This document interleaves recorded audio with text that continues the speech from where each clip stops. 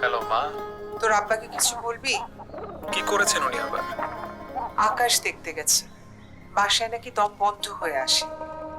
কতদিন বলেছি এ সময় বাইরে যেও না। উনি খবর টবর কিছু দেখে টিভিতে? কি দেখবে, সব চ্যানেল ছিঁড়ছি। গত মাসেই না নতুন টিভি কিনলাম। সমস্যা তো টিভির না রে, ডিশ লাইনের। তোমাকে কি এক কাপ চা দিব?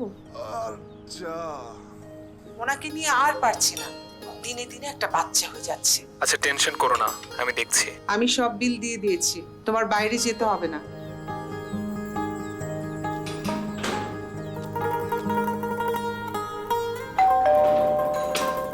মিসেস শাহেদা চৌধুরী, জি, আপনার জন্য। কে পাঠালো? সাব্বির সাহেব।